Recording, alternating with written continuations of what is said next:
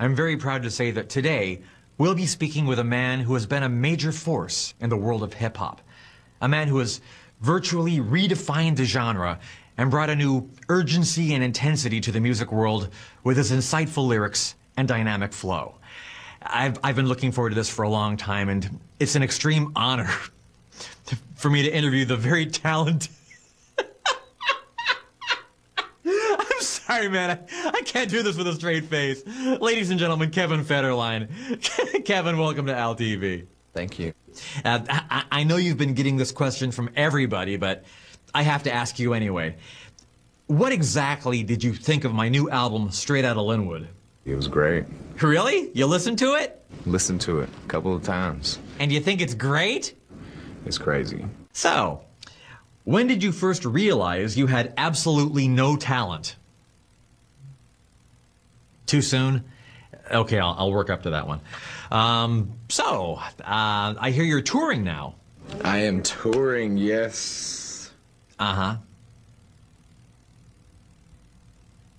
Why? I mean, after 9/11 and Katrina, hasn't this country suffered enough? You know, I just... Aren't you concerned about the emotional scarring and widespread psychological damage that a K-Fed concert tour could inflict on this nation? A little bit, not too much, you know. Yeah, okay, whatever. So, I understand you recently got a new tattoo. Would you mind showing it to us? Oh, very nice. I'm just guessing here, but the F stands for, what, failure? You know what? That tattoo works on a number of levels because it could stand for both failure and delusional. It was kind of perfect, you know. Yeah, excellent choice. So, how does it feel to have made an album that's been so universally panned by the critics? You know, I've had a lot of positive feedback from the album. Oh, really? You mean like this review? I would rather jam an ice pick repeatedly into both of my ears than endure listening to the steaming pile of horse feces again. Yeah, I mean, that's good to me, you know, it makes me happy that people are actually listening and that people are catching on. So, that's a compliment to you? That's the way I take it. Oh, then you're a complete moron. Exactly. So, I guess the big question that nobody really feels like asking you is, what are your plans for the future? I'm probably going to pick up an inbox and put it on the back of the bus, too, so I can start recording and getting ideas for the second album. That's funny. For a moment there, I thought you said second album. Oh, man, that's hilarious. Second album! Ah, you crack me up. Anyway, I understand that you actually got to make a music video for one of your songs. And if I'm not mistaken, I believe you shot it in a club. Can you tell us a little bit about the video? You know, we wanted to just really shoot, like, the realest situation in the club, you know. So that's what we did. I mean, we invited, you know, everybody out to come out to the club and then, don't tell me, let me guess. You shot a bunch of people dancing in the club. Exactly. Wow. Well, that's a fascinating, unique concept. I hope you get Video of the Year for that. I did my first video in Vegas. Second video is hopefully coming soon. Oh, that's just so cute how you think there's going to be a second video. That's just adorable. Oh. So, how does it feel to have a closet full of wife beaters, but no wife? Have you given any thought to who you're going to impregnate and leech off of now? You know, well, I mean, we'll see what happens. Speaking of which, I understand that you're trying to get custody of your kids. I mean the kids you had with Brittany, not the practice ones. Mm-hmm. So, if you get custody, how will you be raising them? Will you be teaching them to inseminate and freeload the Federline way? I don't think I'll allow my kids to do it until after they're adults. That's probably a good idea. See, you are a responsible parent after all. Yeah, so there it is, you know. If you could work with any major recording artist, let's say one you haven't knocked up, who would it be?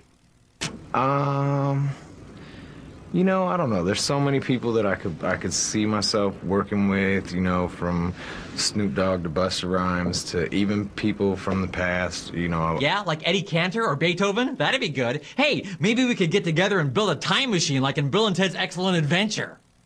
Cool. Let's talk a little bit about your circle of friends. What kind of people do you like to hang out with? I like somebody who can come up to your face and tell you the craziest thing that you've ever had told to you, but they're being honest about it and they're real and it's blunt and straightforward. I mean, that's the person I am. Really? You mean like if somebody got right up in your face and said that you were an ignorant, no talent, white trash, fortune squandering, vanilla ice wannabe loser, you'd be okay with that? That's pretty much the person that I am. You can hate me now and love me later. Well, I guess that sounds pretty reasonable. All except for the love me later part. Seriously now. Seriously. For the record, exactly how much do you suck? A lot, you know. Would it be accurate to say that you're the biggest douchebag ever? Ever, yeah. And your album is a crime against humanity? Yeah, pretty much. So you admit your songs are terrible, right? You know, with a few exceptions. Now, let's get real here. For the record, all your songs suck. So? And your rapping sucks? Right. Yeah, and let's see, what else? All my lyrics suck. Oh yeah, your lyrics definitely suck. Thanks for reminding me. Really, I'm kind of curious. Is there anything you can do? I'm a very real person, you know, and that's what I aspire to be over anything. Yes, well, I can see that you're not a robot or an android, so it's nice that you've been able to achieve at least one of your goals. Are you concerned about the fact that you're headed straight towards oblivion? That's the direction that I want to go, you know. Great. Well, looks like everything's working out for you then. So, now that your marriage and your career have fallen apart, I guess you'll have a lot of free time on your hands. You know, I heard a crazy rumor that you were seriously considering actually reading a book sometime in the future. The book thing, these are all just ideas that I've touched on that I you know, it's going to take time to put it together. So, I mean, you know, hopefully by the end of next year. Yeah, well, getting through an entire book, that's, let's not overreach. I assume in the meantime you'll be, what, sitting around in your underwear playing a lot of video games? Yeah, I'm probably start doing the video game thing. Eating potato chips off your chest, right? That's right. Yeah. I'm guessing you'll be peeing in a jar so you won't have to get up and go to the bathroom? Of course, of course. Well, sounds like you've got a bright future ahead of you. I wouldn't give up entirely on show business, though. I mean, you could always have a future in, I don't know, gay porn? If I get the right role, I'm there, you know. Oh, would you look at that? It appears your 15 minutes are up. I'm afraid we'll have to say goodbye now. But thank you so much for taking the time to be with us here on Al TV. I mean, it's always a pleasure. I'm sure I'll be back on there again, you know. Yeah, I wouldn't hold my breath. We'll be right back.